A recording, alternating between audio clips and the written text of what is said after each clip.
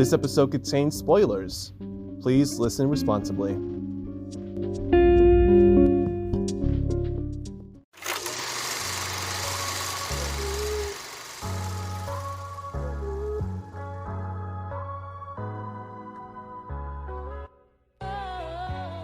Hello everyone, my name is Jason Ramirez and welcome to Season 2, Episode 7 of the Hit List Podcast.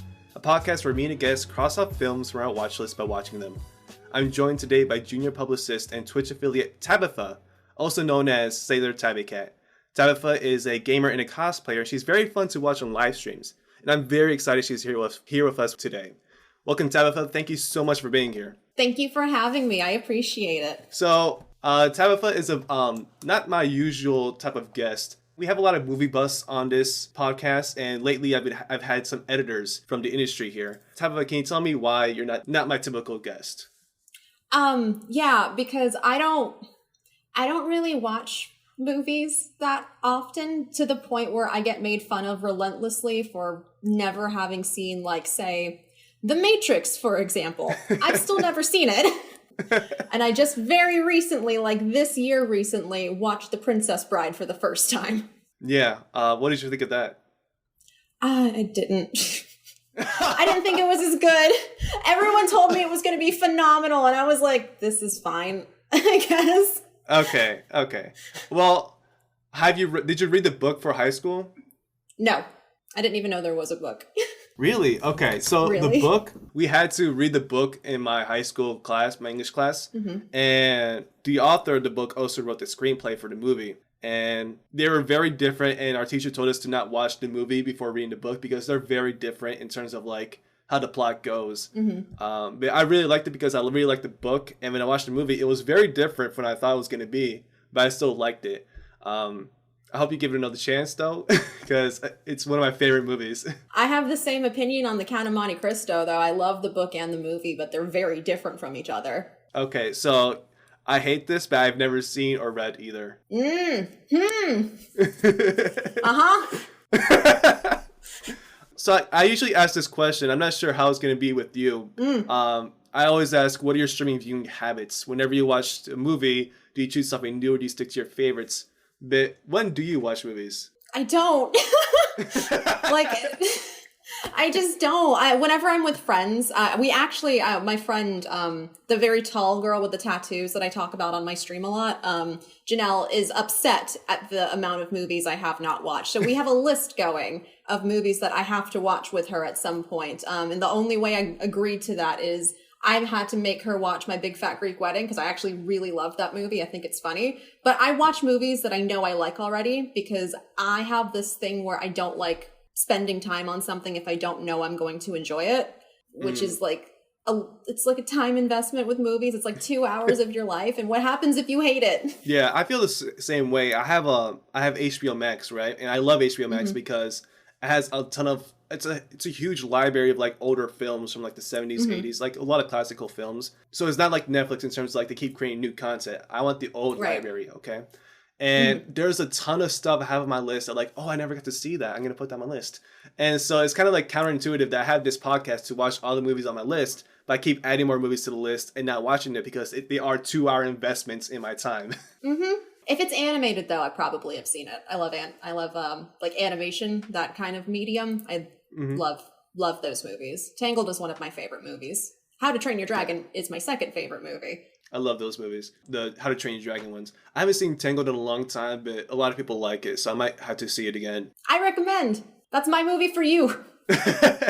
So we're doing something different with this episode. We only watched one movie for this episode.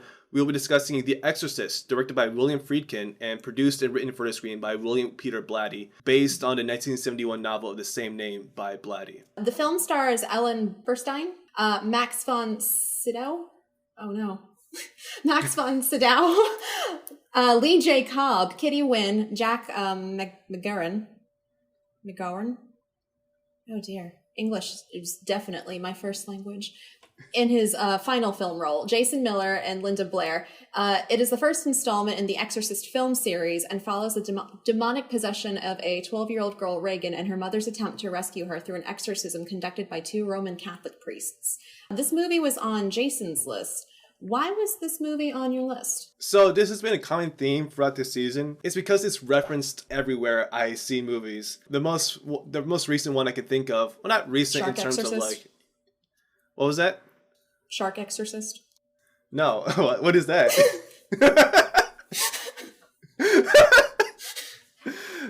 I don't. Can you get me hip?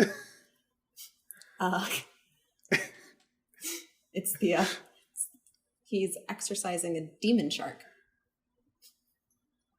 I don't know what I expected, but okay. But there's very little shark content in the movie. No, I wasn't thinking of a shark exorcist. In fact, you just enlightened me into the existence of such a thing. But I was thinking of the episode of the Boondocks where. Oh. Do you remember that one episode where what's his name? The old blind man, he possesses one of the characters. Yeah. And he had to like tie him down onto the bed, and one of them tells him to read. That's the only thing I can think of at the moment because it's like directly from The Exorcist. Yeah, it's like lifted straight from it. Yeah, it's like referenced in a lot of places, and like that poster, if you see, of like that Prius that's in the light, that's also referenced in a lot of things. I tried to do that with one of my short films, didn't work out too well, but it's heavily influenced in a lot of movies to this day. So that's why it's on my list. Yeah, the power of Christ compels us constantly, incessantly, forever now. So, what did you think of it? I have thoughts. So, I understand for the time that it was released that it was probably very, very scary. But by the time I've watched it in 2021 for the first time, after, hearing like reviews of it being at the time like the scariest movie ever made, and such, I didn't share that same opinion. It was very good. It was very good, but I've seen some pretty fucking scary movies, not by choice, but I have. And I wish my expectations had been a little bit more tempered because I didn't expect I think I looked at the timestamp as well because I was getting really confused. Spooky shit doesn't happen until like 40 minutes into the movie. We spend like 10 minutes in northern Iraq. Yep. Excavating. Yep. Mm-hmm. Yeah. Yep. Just walking around in northern Iraq, like setting up Marin, which I mean, we know who he was later in the movie, but I was like, oh, okay. So I guess my thought process was at first, oh, they're unearthing, spooky shit. they're unearthing spooky demon shit. That's what I thought. And they're messing, and like they're messing with things that they don't need to be messing with. And then he's gonna like whatever these items that he found, he brings them back with him. It somehow like, comes in contact with the girl and like that's how the possession started. No, that's not it like at all. We just spent like 10 minutes in Iraq for no reason almost. She got like, she got infected with the ghosties because she was fucking around with a Ouija board. Have you seen The Mummy, the one with Brendan Fraser? Yeah, of course. Did you get those vibes as well? With special guest star George of the Jungle. A little. I got those vibes as well because I was thinking like the Book of the Dead that they like unearth and then the mummy resurrects. And no, it just didn't happen at all. So I was like, what was the point of that like scene? I read later that it was just like an omen as to what was gonna come. I'm like, oh, that's it? Okay, but a 10-minute omen? A full-on 10-minute omen of them just walking around in the desert? Okay. It was beautifully shot. I will give them that. Oh, like, it was gorgeous. The blocking was excellent. Yeah, and like the sunrise or sunset, whatever it was, looked amazing. And I was like, how did you guys get that? Because like when I point my camera to the sun, it just doesn't, it's too bright. I wonder if it has to do with one of the cameras being like $200,000. I think that might have factored into it. It might have had some part to play. Do you think that the demon, because we never find out its name. I thought its name was Marin, and it's like, no, he just knows Marin. Do you think it was the same one that he was having visions of in Iraq? Like, do you think it's the same one, or do you think it just symbolically, that's just kind of what it was? I think its name was Pazuzu or something. A fictional demon they made. Pazuzu! Oh, okay. Pazuzu! Yeah, because Pazuzu for the win is my favorite I Wrestled a Bear Once song. Continue. Yeah, Pazuzu. Yep, you're right. don't know. I really don't. There's a lot of things I don't know structurally about the film. I just know that like the face of Pazuzu went uncredited when Father Karras had that dream, if you remember. Okay. Yeah. Yeah. So I don't know. Maybe I don't. That's my answer. I don't know. I don't know. But yeah, my thoughts on the film. I also really liked it, and I think it's a great study on like camera movement and character study. We were just talking before we started. It's a great character study because Father Karras and what's her name? What was the actress's name? No, it's not Reagan. Reagan's mother. Reagan's mom. The actress. The actress. Okay, yeah. The woman who played the actress and Father Karras, they were great characters. I also learned that it took them a long time to even cast them. They considered so many people for those roles. But I think they did a good job with those two people. Oh, yeah. Because it's just like, I just felt it. I just felt their emotions. Like, it felt real, you know? Especially I'm going to look her name, actually. McCain? I think the last name is McNeil, I think. McNeil. Chris. Yeah, it was Chris. I felt their pain, you know? It was just like, she doesn't know what's going on. Yeah. I think Reagan, I remember thinking this at first because I'm kind of nitpicky when it comes to child, like, actors and actresses and stuff. Like, you can tell that they don't quite have their chops yet, like at maybe age 11 a lot of the time. Right. So I thought at the beginning, okay, like, this is a child actor. I'm just going to have to, like, suspend any kind of nitpicky that I have about it's just a child actor. She got really good when she was possessed. I don't know if like they directed her to do that. I don't know if they were like, you just maybe hold it in a little bit when you're a human, but like really let it go when you become possessed. Cause I was super impressed whenever, she was being possessed. I can't think of a different way to phrase it now. But yeah, like I was super impressed with that acting, like way more impressed than when she was just speaking normally. Right, definitely. That was like creepy to see because like I knew it was coming eventually.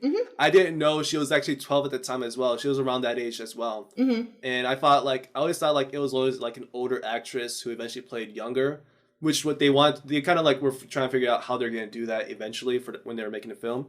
But no, like when the director met the actress, he was like, oh, she's just like a normal 12-year-old girl and she can do this. I was like, very impressive, very impressive.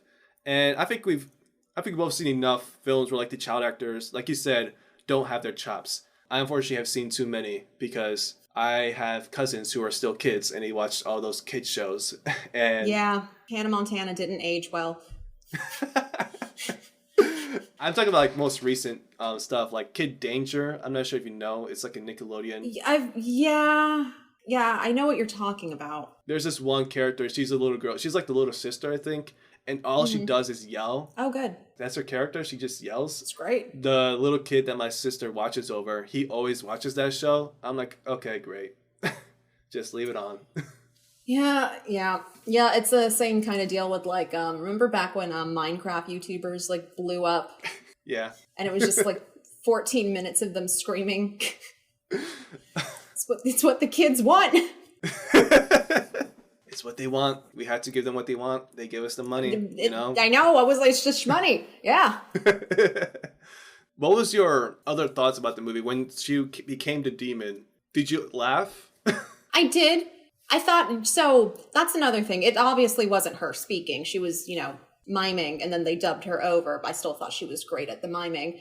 I thought it was really funny after, like, Karras, like, kind of came to terms with the fact that, yeah, this is a demon. It's not just her having, like, a mental breakdown. Ooh, sidebar, I will say, something that did freak me out about the movie, I don't like needles. Like, at all. I have a very intense phobia of syringes. There were a lot of fucking needles in this movie. Yes. Oh, man. I was not expecting that much. I mean, I guess if, like, they're trying to, work out medically what she's got going on, like, that stuff that would happen. Was I expecting, like, that whole, like, weird, like, neck insertion, like, thing? No, I wasn't. I wasn't mentally prepared for that. I had to turn my laptop around because I was like, nope, not about that. This is the scariest part of the movie. I now understand why people were freaking out in 1970.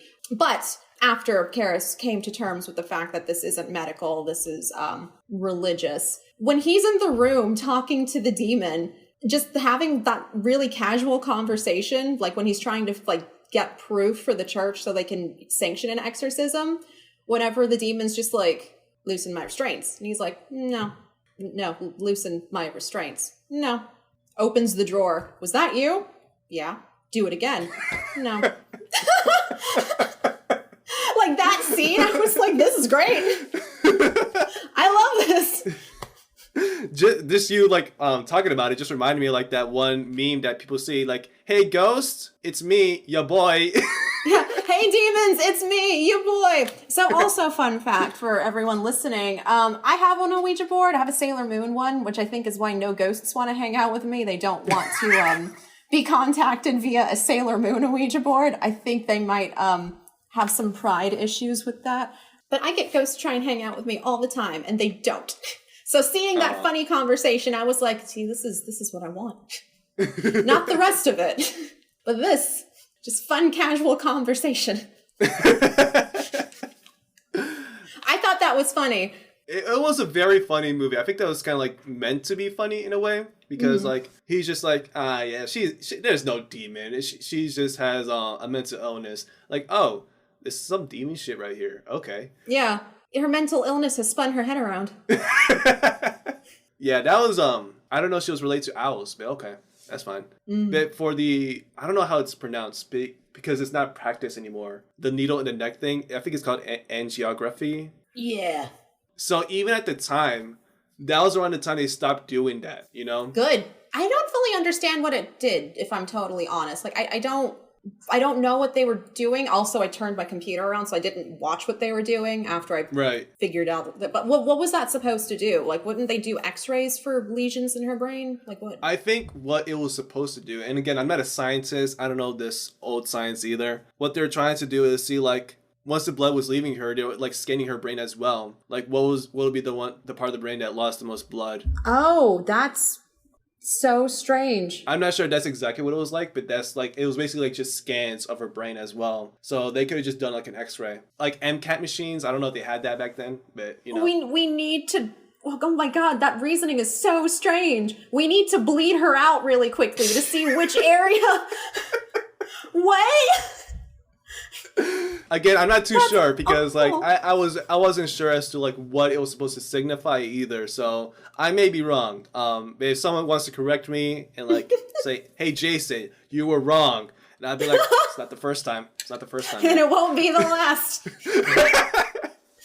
But yeah, so medical professionals have like described the scene as like the most realistic depiction of the procedure too, and it was used as like training for radiologists as well. I'm like, ooh, like, but it's also been criticized because it's kind of like, people have said this, and I agree with this as well. It's the most needless scene in the movie. Yeah, I didn't need to see it. They were already scanning her brain anyway. I think they were trying to make people uncomfortable. I'll be super honest. I think this is a horror movie, and what can we do that makes sense within the context of the film to continue making people. Also, I think it helped also illustrate how much trauma both Chris and Reagan were going through. Like, it wasn't just her, like, having to deal with a monster inside of her. It was also, like, all the awful medical bullshit that she had to go through as well. I don't know if I would say needless, because I think it did a really good job making you feel really fucking bad for that family. But I will say that I did not need to see it. Could have been off screen. You could have just heard her like groaning and being like upset off screen. Didn't need to see it. Yeah. I guess it's a fair point to say. What did you think of The Exorcism? I thought it was, so I can, honestly say I have never bear witness to like an actual exorcism, so I don't really have a great frame of reference, but it seems like it was pretty accurate as to how exorcisms are held. I think I've read that as well, like for people who had been like part of exorcisms in the past. I've read that it was fairly accurate. Like, it's not as bombastic as movies these days like to try and show it as, besides, she's literally floating off the bed, but movie. But like the act of like the priests doing the exorcism, I would imagine that's what it is. It's just in this scene, it's just a bunch of tired people saying the same thing over and over, because I think at one point, how long did they say the power of Christ compels you? They said it for like 2 minutes straight, right? Yeah. Like it was long. Around there. And I thought it was pretty good. I thought it was well shot. I thought that the reaction that Karis had was pretty accurate. If this is what you're watching happen in front of you and your dead mother's voice is coming out of a very sick girl. I think Marin being like, okay, we're going to take a break and then we're coming back. Like it wasn't this like big show of like what was it? The Conjuring? Which one did they have like a really big exorcism in it in like that universe where it was like this whole big scene and like, it was one of them. It might have been The Conjuring or The Conjuring 2. I think they both had it. Yeah. But like, yeah. And like they had like the musical score spiked and everything. And it was very dramatic and all of that. That wasn't here. It was just, this is probably what an exorcism that happens in real life, air quotations, looks like. Right. So I liked that. I have not seen WandaVision yet, but I do know of the line, right? I know of love preserving grief. I know of it, right? I also know that it was like on Twitter that a lot of like writers were kicking themselves for not having written that line, like how excellent of a line it was. I would contend that your mother sucks cock in hell is better. Yeah. That's a great line. It's a great line. I didn't expect it. As far as the WandaVision one, I have my own version of it. I said last night in your stream, What is fascism if not capitalism persevering? Exactly. Exactly. Oh. I do, yeah. Your mother sucks cock in hell. I was like, oh, does she? This is awesome. I thought it was really funny when he started beating her, like punching her because he killed... Oh my god, yeah, that's right, too! Like you're beating a child, man. I forgot, he just like starts kicking the shit out of her and I was like, she's still 12. What are you doing? And then like the cop is downstairs, he like just came in and I was like, oh my god, is he gonna walk in on him just kicking the shit out of a child? Is that where this is going to go? That reminds me, I think it was also in the Boondocks episode, they just start whipping him with the belts. The possessed guy. And I think I just remembered there was an old Saturday Night Live sketch based off like the Last Exorcist with Eddie Murphy in there. And it's two black priests trying to like exorcise the demon out of her. And then they just like they had to hold each other back because she says like some unsavory things about their families or whatever. Like, oh, you know what? I mean, it'd be pretty hard for me to hold back. Like, have you met 12-year-olds nowadays? Like, I'm not sure it's nowadays, but like in general, they're rude. Okay, my cousin. I've been 12 before. Yeah. My cousin, he's not even 12. I think he's 10. He's turning 11. He's turning 11. Time moves forward with or without our consent, Jason. Yep, it happens. It happens. My cousin, he loves to annoy me because I keep recommending them to watch Avatar: The Last Airbender, and they don't know what it is. Yeah, they haven't? No. Oh my god. Oh no, that's right. We're old. Oh no. There are kids that don't know about Avatar. No, but here's the thing. They go even worse because they saw the movie before they saw the show. And then, like, they know it annoys us when they say, oh, yeah, I love that movie. I'm like, you're a disgrace. Movie doesn't exist. You're a disgrace. There is no movie. There's no movie at all. There's no movie. Avatar Don't know what you're talking about. But yeah, what I usually do is just like, I just say like, oh, what game are you playing? Is that Fortcraft or whatever? Is that Mime Night? Yeah. What? Fork knife? It's Fortnite! It's Fortnite! Fork knife, yes. But yeah, what was I was going to say something I forgot I was going to say. I talked about beating the kids. Beating the kid. Okay. It's hard to hold back. If it's a demon talking about your mother who just died, okay. Okay. I'm gonna say something controversial yet brave. It's hard to hold back because they're 12. Well, and then the immediate next thing that happened. So I liked it as a character. I liked, the progression of seeing Reagan. Like, I'm glad she was okay in the end as well. I like the part where they like add the fact that he's like an actual doctor into it as well, Keras, when he's like checking her vitals, and they make a point to be like her heart's like giving out, like her body cannot take this for much longer. It's not that she's like just looking progressively more awful, like her body can literally not take this for much longer. I like that they, you know, addressed that, like, because it's kind of just, we see her body, like, I guess, rotting for a little while, and usually movies don't really, you know, it's kind of just like the visual, like, oh, look at this demon kind of thing. It doesn't like also lean into like, we're running out of time. Like we don't have endless amounts of time here. Like she's got organs.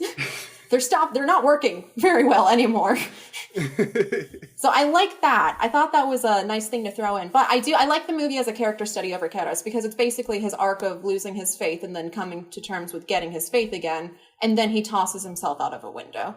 Yeah. And I was like, oh, that's sad. Yeah, I cried when he died. I didn't think I was going to cry, but I was so sad. I didn't expect it as well. Like, it really took me off guard. I guess it was kind of foreshadowed after we've learned that the demon killed Burke by tossing him out the window as well. You would think that there would be, like, bars on that window at this point, because Chris is like, oh, okay, like, she throws people out of windows now. We gotta...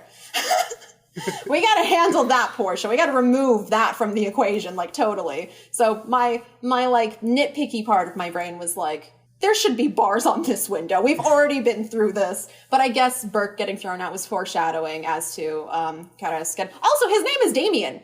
What? Isn't that the name of the kid? Karas. His full name is Damien. Oh, yeah, Damien. Damien Karas. Yeah. Isn't that Rosemary's kid?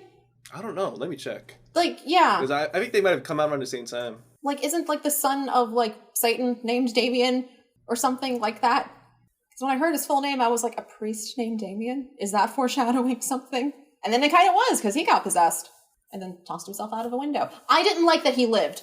I didn't like that he didn't die on impact. I would have preferred that. Yeah. That upset me. I think that's part of what made me cry, too, because, like, he was still alive when he, like, at the end. Yeah! When his brain got real squishy. Yeah, I didn't like that. And then, like, his priest friend was, like, doing Roman Catholic things with forgiveness and such. I don't know. Last rites. Last rites, thank you. And, like, him squeezing his hand in acknowledgement that he can hear him. I was like, oh, no. Oh, no. He could have just been dead. Mm-hmm. Didn't need that. Yeah, I'm getting a little teary-eyed because, like, it was like, oh, he was still alive to hear that. He sacrificed himself. But yeah, I didn't expect to cry from like feeling sad that someone died in the movie. I don't remember the last time that happened. Last time I cried watching a movie was...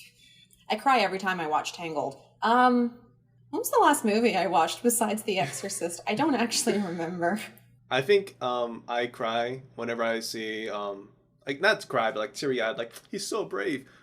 Is The Dark Knight, when he's leaving, escaping the cops because they think that he killed Harvey Dent. Oh yeah. Yeah, people might think that's stupid. Like, no, he sacrificed his name. I mean, it's not a big deal sacrificing your life, but you know what I mean. Mm-hmm. So, do you want to hear about the casting of the movie? Oh, no. No? Okay. Yeah,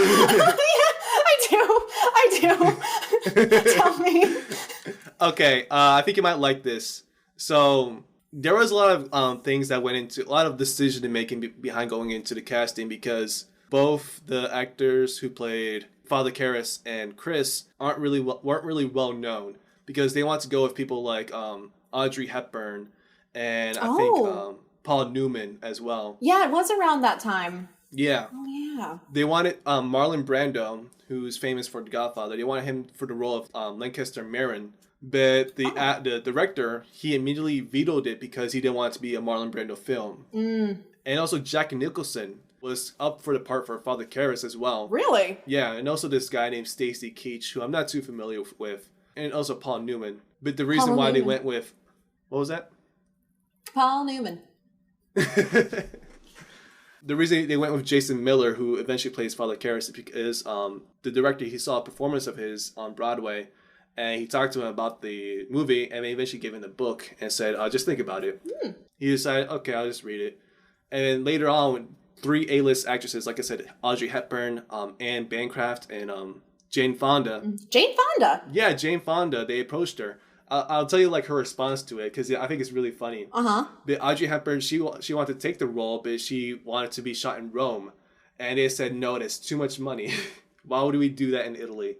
So they said Wait. no. And Anne Bancroft, she was willing, but asked if the production could be delayed 9 months because she just got pregnant. But the director said no because I don't think you will want to watch this movie after like having a newborn. Oh, well, fair. Yeah. So then they went with Jane Fonda, and she turned down the film and she called it, I quote, a piece of capitalist to rip off bullshit. Oh no, Jane! You dropped the bag! She did. But we still know her. She has like, what are they? The VHS, like 8-minute abs or whatever. She had those like fitness videos from the 80s. Oh my god. Fonda, please. But eventually, Ellen Burstyn, who eventually plays Chris, she approached William Friedkin, who's the director. She said she was destined to play Chris. Eventually, they said, "Okay, let's do it." Does that work nowadays? Can I just walk up to like a producer and be like, "I was destined for this," and them just be like, "You are now in the MCU." So actually, there was actually some backlash as to casting her because the studio head, his name is Ted Ashley, he really didn't want her in the film. He not only telling Friedkin that he would do so over his dead body, but dramatizing that opposition by making Friedkin walk over him as he lay on the floor, then grabbing the director's leg and telling him he would come back from the dead if necessary to keep Friedkin from doing so. However, no other alternatives emerged, and Ashley relented. That sounds like a little bit of like a toxic workplace environment. It does. Should have stepped on him. Yeah. And eventually, Jason Miller came back to William Friedkin after reading the book and said, that guy is me, because he also received a Catholic education and was studying to be a Jesuit priest, just like the character in the film. Interesting. He studied for 3 years at a Catholic University of America, and so he experienced a crisis of faith, just like Karras did in the movie. So, yeah, they eventually said, okay, we'll do it. So that's the short version, because like they liked his dark looks, like his dark eyes or whatever, and his good looks. And all those actors that the detective asked Karras in the movie, those were all the men that were considered for the part. Really? Well, that's fun. Yeah. At least they still got to be in it. Yeah, in name. Well, that's true. And as far as like Reagan, like I said before, they weren't sure how they're gonna have a 12-year-old girl do this. So they auditioned a lot of people for it. There were some people who were considered for the role. What's her name? Denise Nickerson. She played Violet Beauregard in Willy Wonka and the Chocolate Factory. Oh. But the material troubled her parents so much, so like they didn't let her do it. That's fair.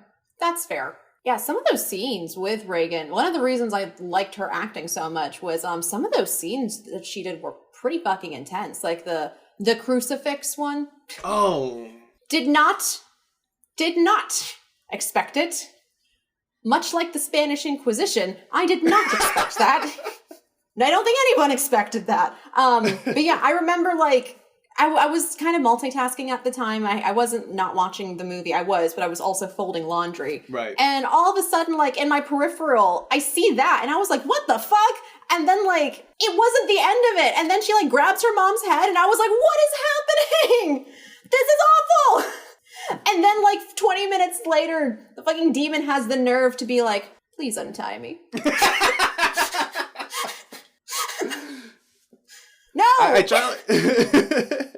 try to push that part of the movie out of my mind, but I know it's still there. It's a very violent scene. Yeah. I think that's what freaked people out in the theaters as well. Oh, wow. Yeah. Okay. It's a very disturbing scene. Yeah. Yeah. I was not expecting it. And it wasn't that was that, do you think, the point in the movie where she realized my daughter is possessed by a demon? It might have been. It might have been the point. What was going on before then, shortly before? She was just she was flailing about on her bed. The bed was shaking, but she wasn't floating or anything. And I know she was kind of beds just don't do that, but I don't think her next step was possession. Because I think one of the scenes kind of shortly before it was when the room of doctors look at the mother, the ailing mother, and go, have you heard of exorcism? I was was like, have you what? Wait, the doctors were the one that recommended this to her? Yeah, that was pretty weird, because I thought, like, in most movies, like, you might see the family will go to the church or to whatever. Yeah. Usually the scientists don't recommend exorcism. I was like, do what? And even the mom was like, you're telling me to take my daughter to a witch doctor? And then she, fucking jerks it with a crucifix. And then, like, was it the scene? Like, does her head turn around in that scene or no? It's just that. No. And she starts moving shit. That's what it was. She starts moving shit around the room. Yeah. And the wardrobe, like, almost, like, squishes her mom. I think at that point is when she was like, yeah, I am, in fact, going to go to a priest. I think they might have been right. Yeah, I do remember the wardrobe almost falling on her. And the head spinning around, that was during the exorcism, when they were saying... She does it twice. The power of Christ. She does it twice? She does it twice. I've seen... So full disclosure, I procrastinated just a little bit. I watched the movie a couple hours ago. So it's very fresh in my mind. But she does it twice in the movie, because I thought it only happened once. So Power of Christ compels you, her head spins around. She does it again earlier. I don't remember under what context, but she does do it again earlier with her head just spinning. But yeah, the head spinning around, the iconic head spinning around, and the throwing up on the priest. I do see those everywhere. Yeah, that was gross. I did expect there to be more puke, honestly, just because of how often people talked about it in the movie. Like, I thought she was constantly, like, retching. There were more needles in the movie than there were her vomiting. I noted that. Speaking of the vomit, so I also want to talk about how I don't like old Hollywood directing. Before I talk about that, Stanley Kubrick was also considered to direct a movie, but he turned it down. Really? Why did he turn it down? It seems like something he would be into. I don't know why he turned it down, but he turned it down. Drop the bag, Stan. So the writer of the script, who was also the writer of the book, he really wanted William Friedkin because he directed a movie called The French Connection, and he wanted the movie to have a similar vibe to The French Connection. So that he was really fighting for that. And also Stanley Kubrick, he didn't want to do it. So I don't like the whole old Hollywood directing thing. I've mentioned this before, where they'll like actually make the actors go through pain to capture the emotion for the film. Yeah. Yeah. What is method acting? Yeah. So but method acting is like from the actor themselves, but like method directing, I think that's another way of describing it.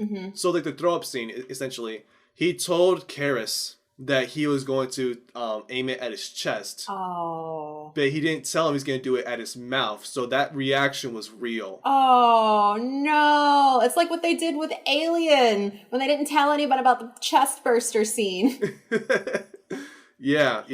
And as far as like the whole thing where they had her on the bed, they were shaking her around in harnesses.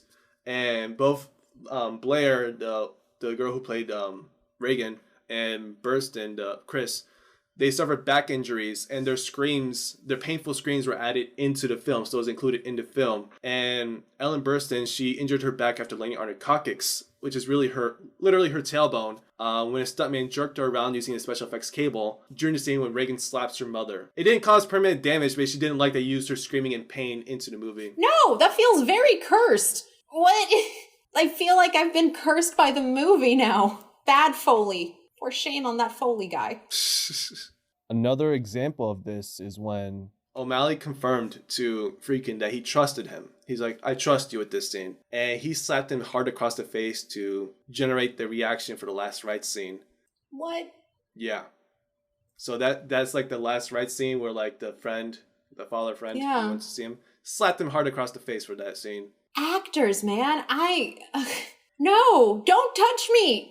And the bedroom, which I think it was kind of cool. They built that set inside a freezer. Inside a freezer? Oh, okay. So all of that was real. Yeah, all those breasts were real. Wow. I felt bad for Linda, the actress who played Reagan, because she was in that thin nightgown. And I was like, yeah.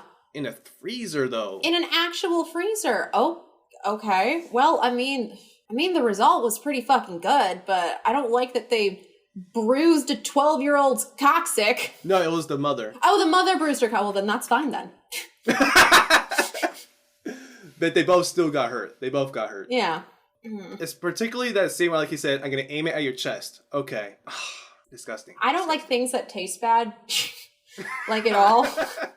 So, that sounds so awful. I would be so angry.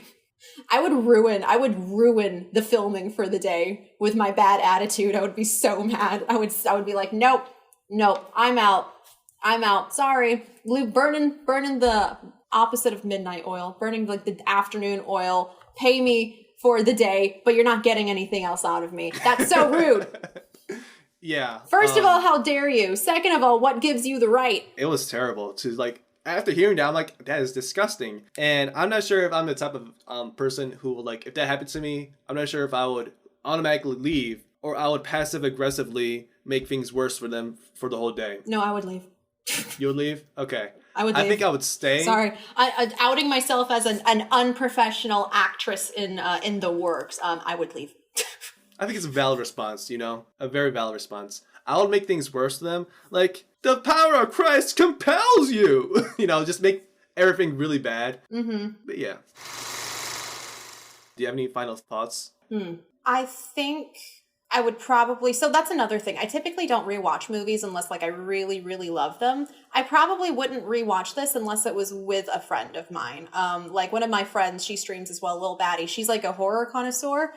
She loves The Exorcist. She has a shirt that says, "Your mother sucks cock in hell." It's awesome. But I would probably rewatch this with her. I do think I like the slow burn. I will say spending 10 minutes in Iraq walking around as a slow burn was maybe a little bit too long. They could have probably cut that to around 5 or 6 because there were like a lot of needless bits of that scene. But the rest of the movie, how they built up towards... I also like how they didn't like immediately like have a switch that got flipped. Like, you kind of get an inkling that something's going on with Reagan as like her mom like saying, just take your pills. It's just like the doctor says it's just nerves. But like there isn't a scene that like establishes like, you know, when like the pin gets dropped, when something is like going wrong like they do in movies nowadays. You always have that there's like a phrase I'm looking for when something like switches,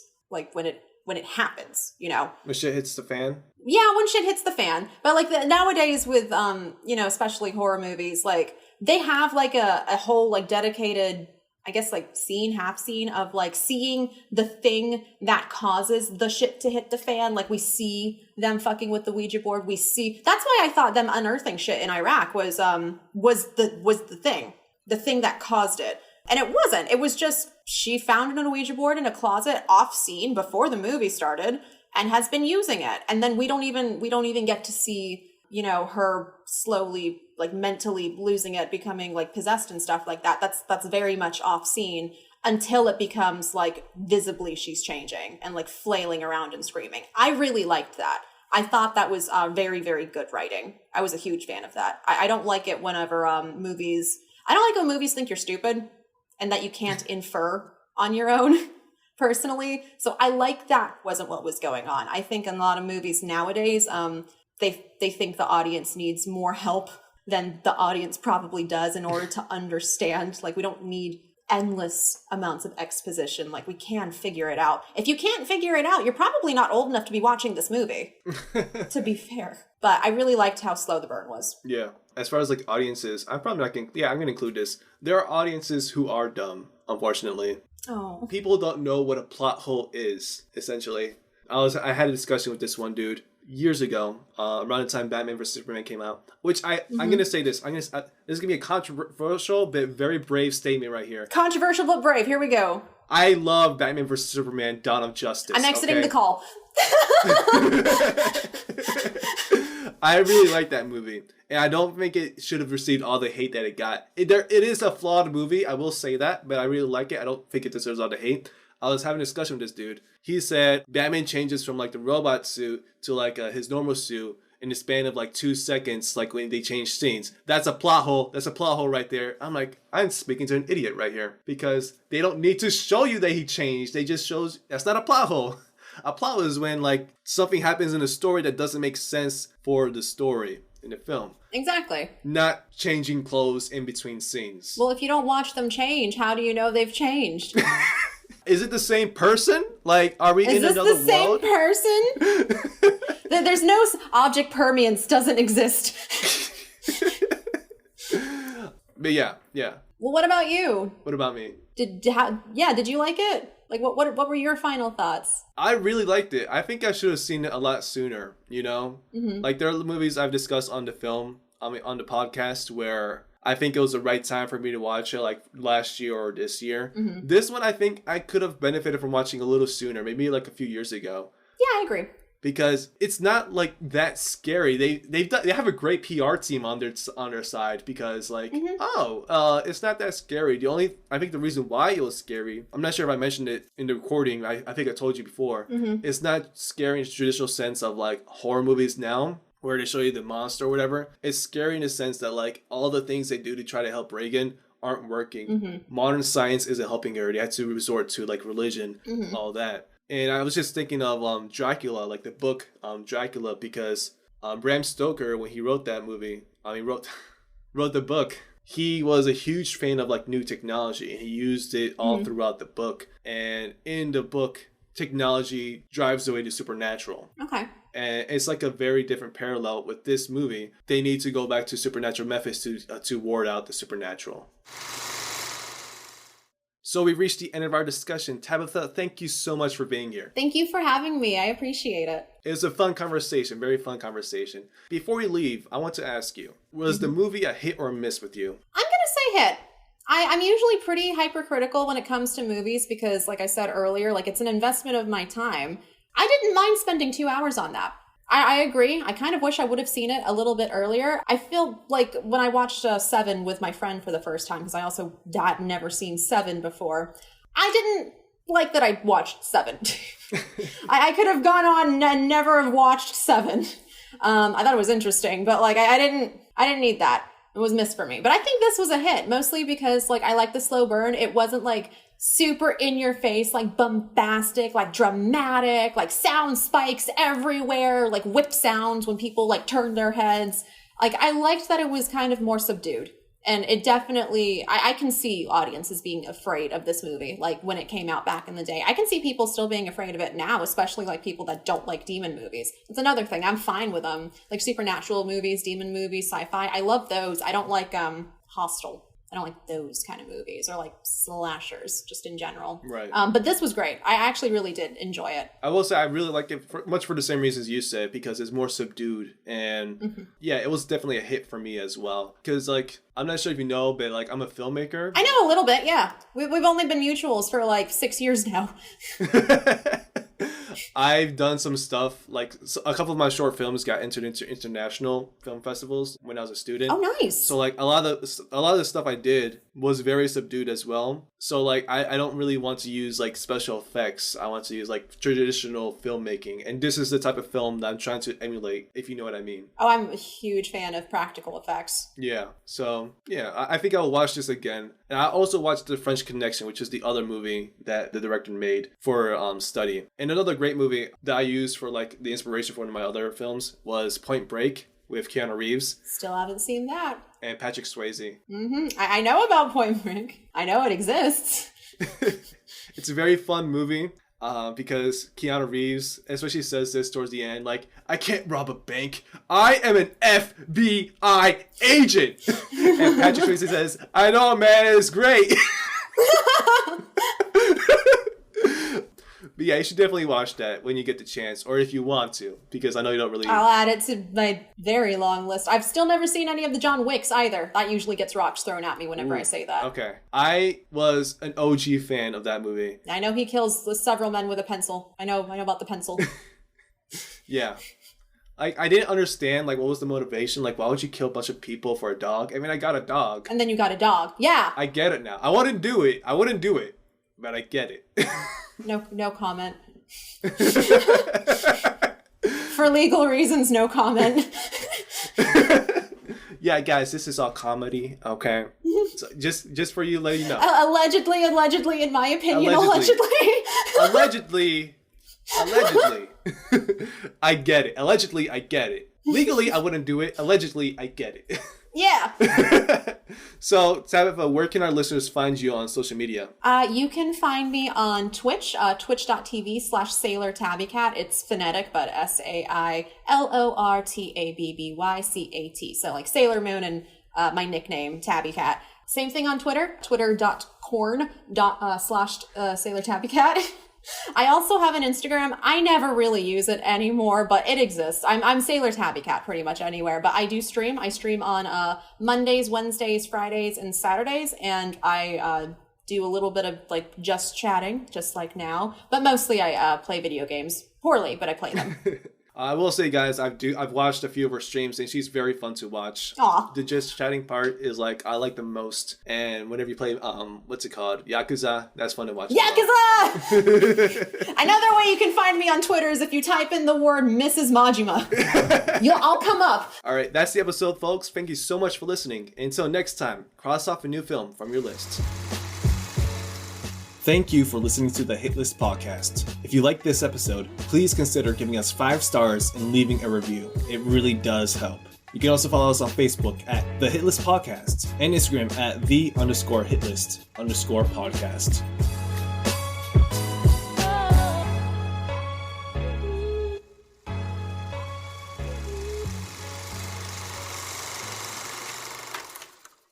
And that's it. And that's it. How'd I do? You. This is my first podcast. You did great. You did great. Yay.